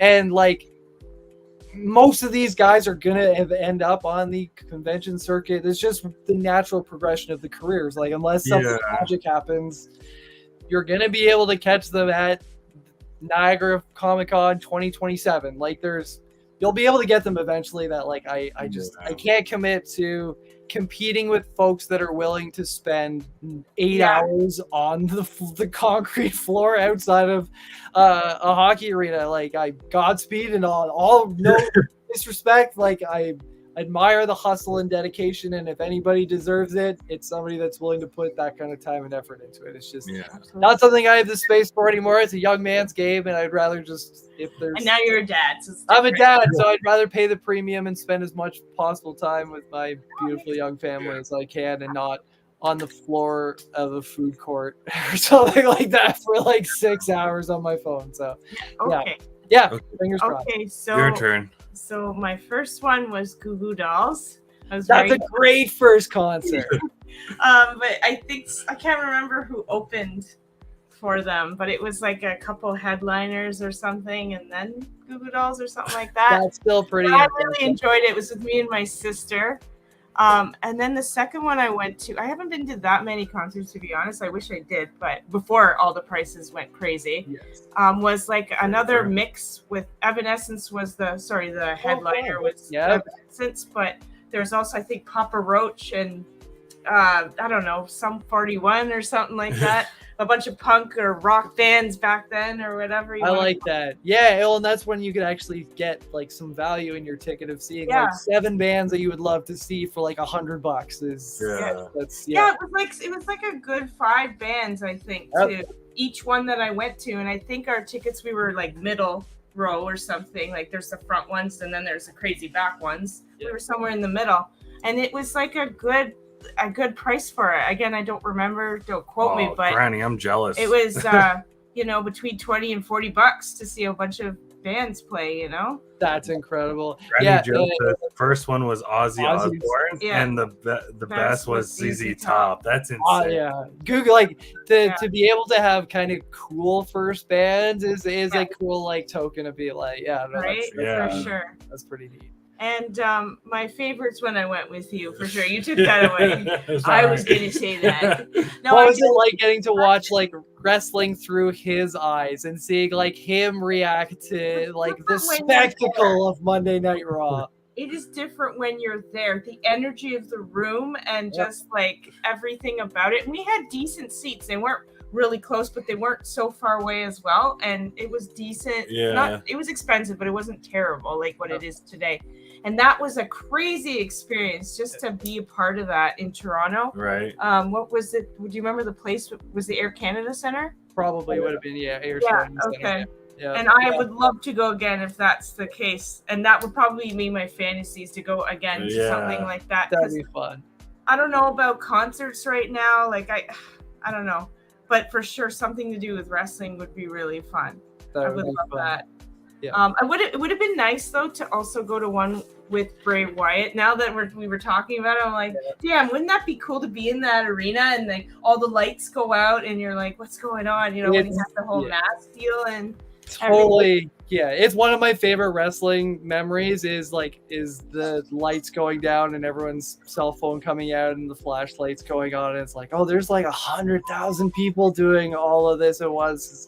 I was at WrestleMania 32 in Dallas, and there was like 125,000 people there, and the lights went down, and it was just a sea blanket of the fireflies, and one of the coolest gimmicks, and I'm glad that it's one of the things that kind of lived on is the fireflies. Right. It's such a cool fan interaction thing that everybody can participate in. All right. Do you have any more questions for us?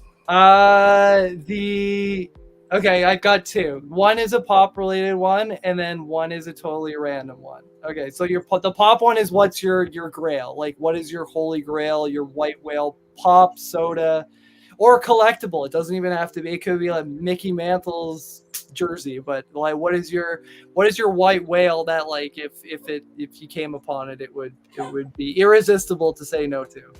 Other 3-pack Rush. Okay, yeah, the Fan Expo one. Yeah, that one I really want. You know that. I was gonna say I thought you wanted the 3-pack wrestling one that's in the window of mypops.ca or whatever. Which There's one? like a 3-pack of I think Stone Cold and like I don't know. It's the NW. It might be an NWO one. It might be. Yeah. I just saw it in the window just the other day. I don't know what for me though. So. You don't know? No, because I'm not collecting right now. Yeah, she's kind of getting out of collecting, but yeah. For now. Collecting her mom points. Yeah. What's the final question? What is your top 3 times of the day? And it can be like, it could be the actual time, like I like 6:45, or it could be like, oh, I like it when I'm the last one up and like the house is quiet, or like the first 20 minutes of the house being chaotic, or that first time, like after like the first 15 minutes after your first coffee, like those right. are. I don't have the time. I can't even because every day is unscripted. You're a mom time. There is no time. It's so unscripted. It's that's like fair. Some mornings are absolutely crazy, and I'm like, I just woke up. Yeah. And other times it's like a slow, nice morning. Sometimes the afternoons are great. We go to something called Mother Goose, and she goes with the other kids, and I talk with the mommies. And that's amazing. Like that.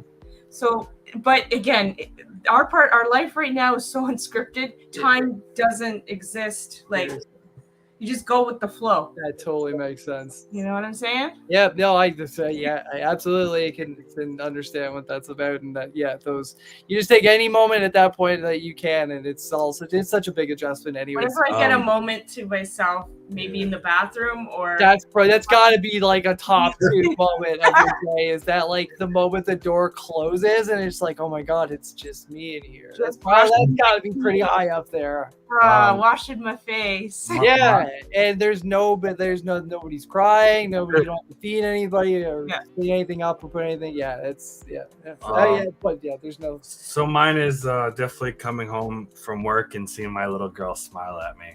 That's a moment that I love. Like it just makes my day, you know, coming home and seeing her happy. Yeah, so and they're the best. They're the best buds right now. Yeah. Goofing around all the time. The best, yeah, and Daddy start to see some of her personality start to shine through and develop, and like, oh, you're actually you and I are interacting on a different level than we've ever have been able to before, because you can understand some things. And, right. Yeah, totally get it. So our last, it's not really a question, but promote yourself. Tell the world who you are. Yeah, thank you for having me. I am ORO. I am the founder and creative spirit behind Craft and Collect, and I make all kinds of things to enhance collectors' collections. So right now I am working on developing a ring display for your out-of-box wrestling figures that replicate all kinds of old wrestling rings, from Nitro, Raw, the old blue with the red, white, and blue ropes, all kinds of stuff. So if you want to catch along my creative journey, Craft X Collect, that's Craft and Collect, or craftandcollect.ca. It's the website with all that stuff. Or follow HT_ORO. I will follow back, and I appreciate anybody checking out, and anybody that's bought any of the rings and stuff so far. These have been super fun to like. A fun creative project to dive into, and the possibilities are infinite. And I'm working on a purple one right now. I'll show you guys a little sneak peek that I am going to give to Matt Cardona at the GCW show from Major Wrestling Figures today. But I'm making him a purple one. Purple and yellow that match. That's ring gear. So we've got the purple ring, and you've got the nibs there, and then these are the ring posts. So they kind of print. Where is it? They print flat, and then you kind of pull all these little supports out, and then they go in there. So I'm making all kinds of custom stuff and gifting to him. He's another one of those kind of creative inspirations of like, just do whatever it is that you want to do, and if people like it and people like what you're doing, they'll follow and interact and engage, and you'll connect with folks that you never thought possible. But you got to be willing to throw yourself out there. So that's why I'm out here and putting myself out there and showing off different creative stuff that I'm working on. And it's always a blast to get kind of immediate feedback from folks that are interested in this stuff, or even just like are not interested in it. I'm super interested in their like opinions and perspectives, because the more outside perspective you get, the better the end product is. So that is the long-winded promotional way of saying HD_ORO, Craft X Collect are the two Instagram channels I'm pretty active on, and it will be. You have. Yeah, the links are in. That'd be awesome. I'm going to be putting together a couple of videos that document some of that creative process of like how the rings